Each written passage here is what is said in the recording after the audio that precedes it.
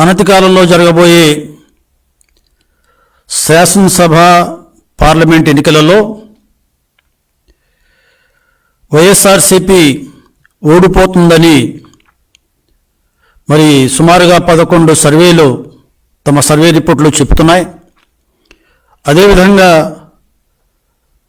ముఖ్యమంత్రి జగన్మోహన్ రెడ్డి గారు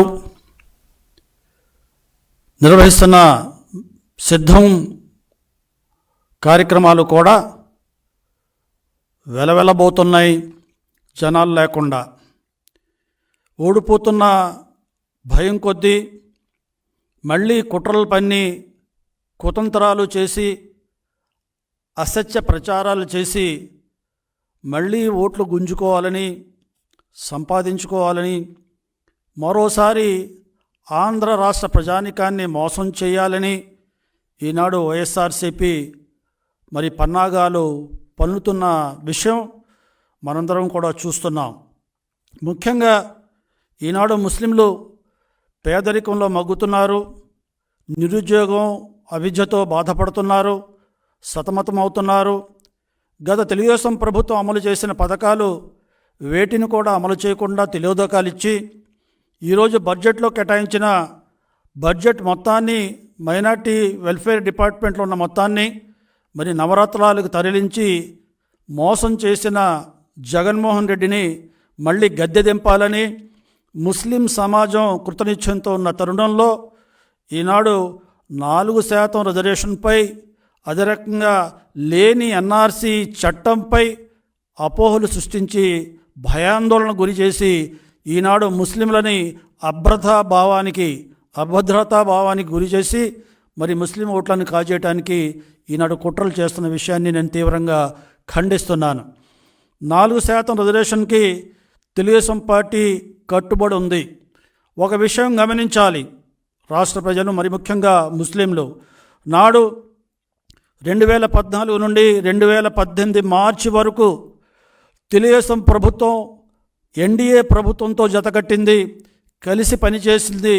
ఆనాడు 2014 నుండి 2018 వరకు కేంద్ర ప్రభుత్వంతో కలిసి ఉన్నప్పటికీ కూడా ఈ 4% విద్యా ఉద్యోగాలలోని ముస్లిం రిజర్వేషన్ని 100% అమలు చేసి చూపెట్టింది తెలుగుదేశం పార్టీ.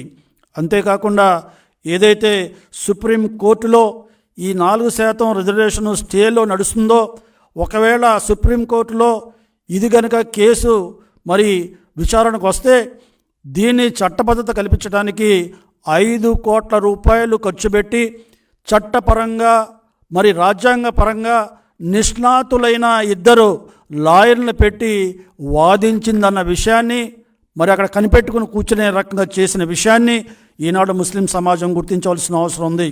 కేవలం అమలు చేయటమే కాదు, దాని చట్టబద్ధత కల్పించడానికి కూడా తెలుగుదేశం పార్టీ చిత్తశుద్ధితో ఉందనే విషయాన్ని ఈ సందర్భంగా ముస్లిం సమాజం గమనించాలి. ఇది కేవలం ముస్లింల అపోహలు రేకెత్తించడానికి, ముస్లింల అనుమానాలని రేకెత్తించడానికి ఈనాడు వైఎస్ఆర్సీపీ పార్టీ ఈనాడు మసీదుల్లో కూడా ప్రచారం చేస్తున్నారని ఈ విషయాన్ని మనం గమనించాలి. కేవలం మోసపూరితంగా ఈనాడు మనల్ని మోసం చేయడానికి ప్రయత్నం చేస్తున్నారు. ఇందాక నేను చెప్పినట్టుగా సుప్రీంకోర్టులో 2 నిష్ణాతులైన లాయర్ని పెట్టి మేము ఆ కేసును వాదించడానికి మేము సిద్ధంగా ఉంటే ఆనాడు ప్రభుత్వంలో ఈనాడు వైఎస్ఆర్సీపీ ఈ 4% రిజర్వేషన్ సుప్రీంకోర్టులో వాదించడానికి మీరు ఎందుకు లాయర్ని పెట్టలేదు అనే విషయాన్ని ఈనాడు సూటిగా ఈ వైఎస్ఆర్సీపీ ప్రభుత్వాన్ని నేను ప్రశ్నిస్తున్నాను. మీకు చిత్తశుద్ధి లేదు, అమలు చేయడానికి చిత్తశుద్ధి లేదు.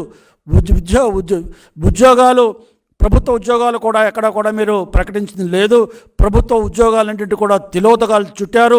ఈ 4% రిజర్వేషన్ ద్వారా విద్యలో ఎలాగున్నా ఉద్యోగాలలో ఎక్కడ కూడా ముస్లింలకు ఉద్యోగ అవకాశాలు రాని విధంగా ఈనాడు మీరు 5 సంవత్సరాలు పరిపాలించిన మీరు ఈనాడు 4% రిజర్వేషన్ కోసం ఆ 4% రిజర్వేషన్ చిత్తశుద్ధిపై తెలుగుదేశం పార్టీపై బురద చల్లే ప్రయత్నం చేయటం ఏమాత్రం కూడా సమంజసం కాదనే విషయాన్ని ఈ సందర్భంగా గమనించాలి.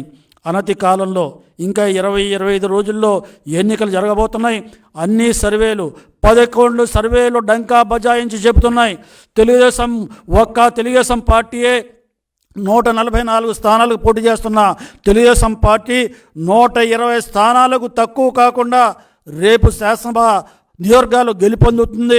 అదే రకంగా మిత్రపక్షాలు కూడా సుమారుగా 20 నుండి 25 సీట్లు గెలుస్తారని, ఆ రకంగా 160 స్థానాలు గెలిచే పరిస్థితి ఈనాడు వాతావరణం తెలుగుదేశం పార్టీకి కూటమికి అనుకూలంగా ఉందని ఈనాడు సర్వేలు చెబుతున్నాయి. తెలుగుదేశం పార్టీ ఈనాడు 4% విద్యా ఉద్యోగాల ముస్లిం రిజర్వేషన్లో కట్టుబడి ఉంది. దాన్ని ఎట్టి పరిస్థితుల్లో తూచా తప్పకుండా అమలు చేసి తీరుతుంది.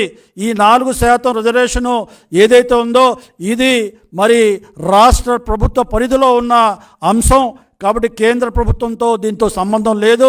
విద్యా ఉద్యోగాలలో రిజర్వేషన్లు కల్పించే మరి విధానం రాష్ట్ర ప్రభుత్వ పరిధిలో ఉన్న విధానం కాబట్టి ఈ విధానాన్ని ఎవరు కూడా ప్రశ్నించలేరు, ఈ విధానాన్ని ఎవరు కూడా అడ్డుకోలేరు. తెలుగుదేశం పార్టీ చిత్తశుద్ధితో 4% రిజర్వేషన్ని అమలు చేసి తీరుతుందనే సత్యాన్ని ఈ వాస్తవాన్ని ముస్లిం సమాజం గమనించాలి. మాయ మాటల్లో మభ్యపెట్టే మాటల్లో అసత్యపు ప్రచారానికి మీరు లోను కావద్దు. తెలుగుదేశం పార్టీ గెలుపొందుతుంది. తెలుగుదేశం పార్టీ తప్పనిసరిగా గెలుస్తుంది, అధికారంలో రాబోతుంది. రేపు 4% రిజర్వేషనే కాకుండా భవిష్యత్తులో ముస్లింలకు కావాల్సిన అన్ని విధాల విద్యా ఉద్యోగాలను కాకుండా ఆర్థికపరమైన సహకారం అదే రకంగా ఏదైతే గతంలో మేము అనేక సహకారాలు ఇచ్చామో, 14 ప్రతిష్టాత్మకమైన పథకాలు ఇచ్చామో, నిర్వహించామో, అమలు చేసి చూపెట్టామో వాటన్నిటినీ కూడా మళ్ళీ ఇంకా రెట్టింపు ఉత్సాహంతో రెట్టింపు నిధులు కేటాయించి వాటిని కూడా అమలు చేసి రేపు ముస్లింలో పేదరికాన్ని దూరం చేయడానికి, ముస్లింలో అవిద్యని దూరం చేయడానికి, ముస్లింలో నిరుద్యోగాన్ని దూరం చేసి ఉపాధి ఉద్యోగాలు కల్పించడానికి తెలుగుదేశం పార్టీ చిత్తశుద్ధితో ప్రయత్నం చేస్తుంది, కృషి చేస్తుందనే విషయాన్ని మరోసారి ముస్లిం సమాజానికి నేను సుస్పష్టం చేస్తున్నా. ఈనాడు ఎన్ఆర్సీ అసలు చట్టమే కాలేదు. ఉభయ సభల్లో లోక్సభలో కానీ అదే రకంగా రాజ్యసభలో కానీ సిఏఏ చట్టం ఆమోదం పొందింది తప్ప ఎన్ఆర్సీ అనే చట్టాన్ని అసలు కేంద్ర ప్రభుత్వం పరిగణలో తీసుకోలేదు. అదే రకంగా పార్లమెంట్లో ప్రవేశపెట్టని చట్టం చేయని కేవలం అస్సాం రాష్ట్రానికే పరిమితమైన ఎన్ఆర్సీ చట్టాన్ని ఈనాడు ఆంధ్ర రాష్ట్రంలో కూడా అమలు చేయబోతున్నారు.